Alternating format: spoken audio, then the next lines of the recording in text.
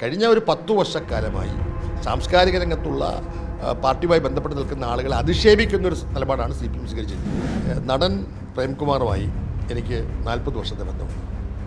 അദ്ദേഹം യഥാർത്ഥത്തിലൊരു KSU പ്രവർത്തകനായി. ബക്കറുമായുള്ള ബന്ധം കൊണ്ടും ആ പി കൃഷ്ണപിള്ളയുടെ ബന്ധം കൊണ്ടും ക്രമേണ പ്രേംകുമാർ സഹയാത്രികനായി മാറുന്ന കാഴ്ചയാണ് കണ്ടത്. അദ്ദേഹത്തിൻ്റെ പ്രാദേശിക അടിസ്ഥാനത്തിൽ കഴക്കൂട്ടത്തും ഒക്കെയുള്ള അദ്ദേഹത്തിൻ്റെ കോൺഗ്രസ് സുഹൃത്തുക്കളോടുള്ള ബന്ധം വിശേഷിച്ചിരുന്നില്ല. അദ്ദേഹത്തിൻ്റെ കുടുംബം അടിസ്ഥാനപരമായി ഒരു കോൺഗ്രസ് കുടുംബമാണ്. എല്ലാവരും വോട്ട് ചെയ്യുന്ന കൈപ്പത്തിയിലാണ്. അകാരണമായി ഈ പ്രേംകുമാറിനെ ഇറക്കി വിട്ടു. അതൊരു കാരണമായി പറയപ്പെടുന്ന ആശാ വർക്കേഴ്സിൻ്റെ സമരത്തിൽ പങ്കെടുത്തു എന്നാണ്. ഈ നിമിഷവും അദ്ദേഹം തെരഞ്ഞെടുപ്പിൽ മത്സരിക്കുന്നതിനെക്കുറിച്ചോ ഒന്നും ആലോചിച്ചിട്ടില്ല. പാർട്ടി അങ്ങനെ വാഗ്ദാനം ചെയ്തിട്ടില്ല. അദ്ദേഹം അങ്ങനെ താല്പര്യമല്ല.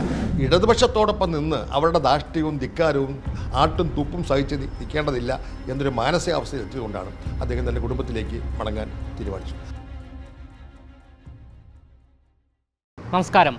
ചലച്ചിത്ര അക്കാദമി ചെയർമാനായിരുന്ന പ്രേംകുമാർ കോൺഗ്രസിലേക്ക് ചേരുമെന്നുള്ള സൂചനയാണ് ഇക്കഴിഞ്ഞ ദിവസങ്ങളിലെല്ലാം തന്നെ പുറത്ത് വന്നുകൊണ്ടിരിക്കുന്നത്. അദ്ദേഹം കോൺഗ്രസിൻ്റെ ഭാഗമായേക്കും. നിരവധി കോൺഗ്രസ് നേതാക്കളാണ് അദ്ദേഹത്തെ പാർട്ടിയിലേക്ക് സ്വാഗതം ചെയ്തുകൊണ്ട് രംഗത്ത് വന്നുകൊണ്ടിരിക്കുന്നത്. ഈ ഒരു സാഹചര്യത്തിൽ ഇപ്പോൾ മറുനാടനോട് പ്രതികരിക്കുകയാണ് പ്രേംകുമാറിൻ്റെ ഉറ്റ സുഹൃത്തായ കോൺഗ്രസ് നേതാവായ ശ്രീ ചെറിയാൻ ഫിലിപ്പ്.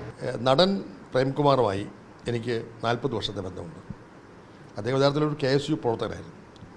ചെമ്പഴന്തി ശ്രീനാരായണ കോളേജിൽ അദ്ദേഹം KSU പ്രവർത്തകനായിരിക്കുമ്പോൾ ഞാൻ യൂത്ത് കോൺഗ്രസ് ഭാരവാഹിയാണ്. പക്ഷേ അദ്ദേഹം കഴക്കൂട്ടത്ത് ഇതുമായി ബന്ധപ്പെട്ട കാര്യങ്ങളൊക്കെ ഇടപെട്ടിരുന്നു.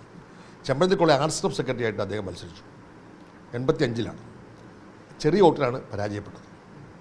അതിനുശേഷവും അദ്ദേഹം KSUമായിട്ടും അവിടുത്തെ പ്രാദേശികമായി ബന്ധപ്പെട്ടിരുന്നു. യഥാർത്ഥത്തിൽ അദ്ദേഹം ഒരു രാഷ്ട്രീയക്കാരനായിരുന്നില്ല. രാഷ്ട്രീയത്തിൽ വരാൻ അദ്ദേഹം താല്പര്യമില്ല. നാടകത്തിലും മറ്റും അഭിനയിച്ചിരുന്ന ഒരു അഭിനേതാവ് എന്ന നിലയിൽ ഒരു സിനിമയോട് അഭിനിവേശമുള്ള ഒരാളായിട്ടാണ് കണ്ടത്. 90കളിൽ അദ്ദേഹം PA ബക്കറിൻ്റെ ഒരു സിനിമയിൽ നായകനായി. അപ്പം സഖാവ് പി കൃഷ്ണപിള്ളയെക്കുറിച്ചുള്ള സിനിമയാണ്. അപ്പോൾ ആ സിനിമയെക്കുറിച്ച് ഉള്ള ഷൂട്ടിങ്ങും EMS ആണ് ഉദ്ഘാടനം ചെയ്തത്, ബക്കറിൻ്റെ. അപ്പോൾ ആ സിനിമയിൽ നായകനായി വന്ന ശേഷം അദ്ദേഹം സഖാവ് കൃഷ്ണപിള്ളയെക്കുറിച്ച് പഠിക്കാൻ നിർബന്ധിതനായി. അങ്ങനെ അദ്ദേഹം സഖാവ് കൃഷ്ണപിള്ളയെക്കുറിച്ച് പഠിക്കുകയും ഈ നായകത്വം വഹിച്ചുകൊണ്ട് അദ്ദേഹം മുന്നോട്ട് പോവുകയും ചെയ്യുന്ന ആ കാലഘട്ടത്തിൽ ഞാനും പുള്ളിയും തമ്മിൽ പലപ്പോഴും ചർച്ച ചെയ്തിട്ടുണ്ട്. ബക്കറുമായിട്ടും ചർച്ച ചെയ്തിട്ടുണ്ട്. ബക്കറിന് ഒരു നല്ല കഥാപാത്രം എന്ന സിനിമയാക്കണമെന്ന് തന്നെയാണ് ഉദ്ദേശം. പക്ഷേ എന്തുകൊണ്ടോ ആ സിനിമ പൂർത്തിയായെങ്കിലും റിലീസായില്ല, ഷൂട്ടിംഗ് ആയില്ല. പക്ഷേ ബക്കറുമായുള്ള ബന്ധം കൊണ്ടും ആ പി കൃഷ്ണപിള്ളയുടെ ബന്ധം കൊണ്ടും ക്രമേണ പ്രേംകുമാർ സഹയാത്രികനായി മാറുന്ന കാഴ്ചയാണ് കണ്ടത്. അത് കഴിഞ്ഞ് ഞാനും ഇടതുപക്ഷത്തുണ്ടായിരുന്ന കാലഘട്ടത്തിൽ നിരന്തരമായി ഞങ്ങൾ തമ്മിൽ ബന്ധപ്പെട്ടിരുന്നു. CPM ബന്ധപ്പെട്ട സാംസ്കാരിക യോഗങ്ങളിലൊക്കെ അദ്ദേഹം പങ്കെടുത്തിരുന്നു, ഞാനും പങ്കെടുത്തിരുന്നു. പക്ഷേ അദ്ദേഹം ഒരു അധികാര മോഹവും കാട്ടിയിട്ടില്ല. അദ്ദേഹത്തിൻ്റെ സിനിമാ രംഗത്ത് ശോഭിക്കണം, സിനിമാ താരമായി. അതിനുശേഷമാണ് ഒത്തിരി സിനിമകൾ വന്നു, അതിനൊരു പ്രോത്സാഹനം കിട്ടി എന്നല്ലാതെ അദ്ദേഹത്തിൻ്റെ പ്രാദേശിക അടിസ്ഥാനത്തിൽ കഴക്കൂട്ടത്തും ഒക്കെയുള്ള അദ്ദേഹത്തിൻ്റെ കോൺഗ്രസ് സുഹൃത്തുക്കളോടുള്ള ബന്ധം വിശേഷിച്ചിരുന്നില്ല. അദ്ദേഹത്തിൻ്റെ കുടുംബം അടിസ്ഥാനപരമായി ഒരു കോൺഗ്രസ് കുടുംബമാണ്. എല്ലാവരും വോട്ട് ചെയ്യുന്ന കൈപ്പത്തിയിലാണ്.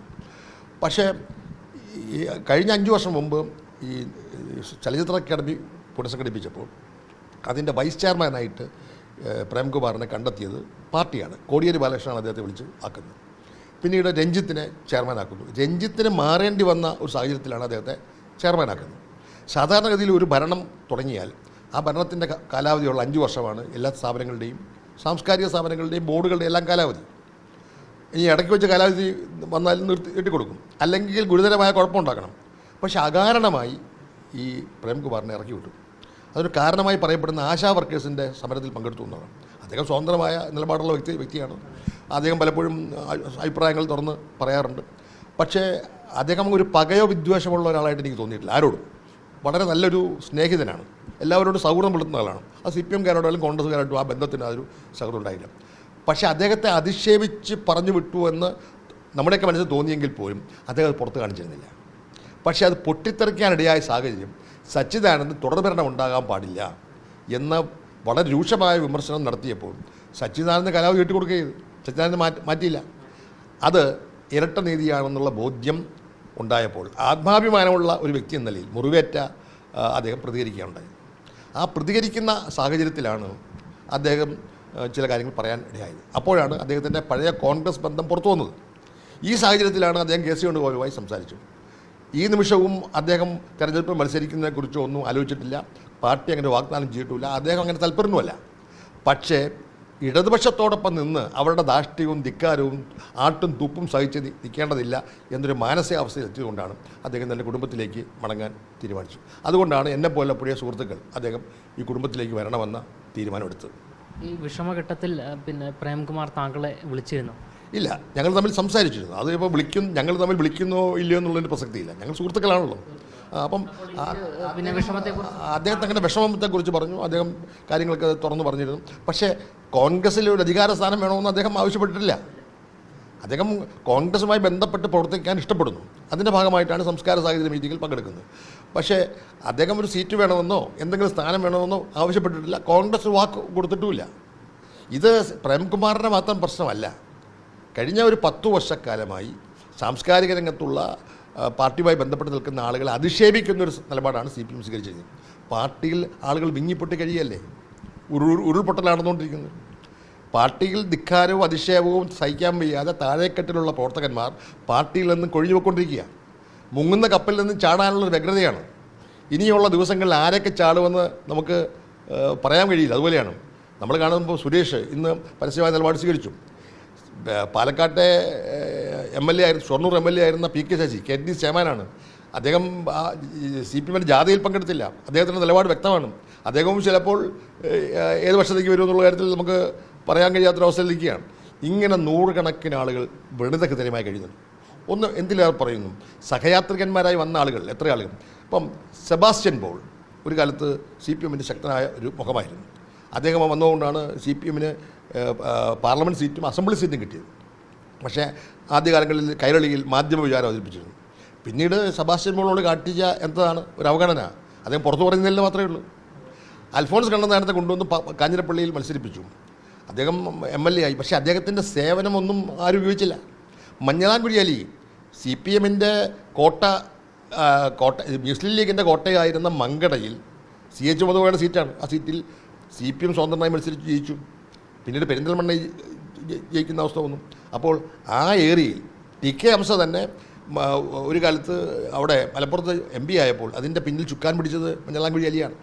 പക്ഷേ മഞ്ഞളാംകുഴി അലി കൈരളിയുടെ ഡയറക്ടർ ബോർഡ് മെമ്പറായിരുന്നു.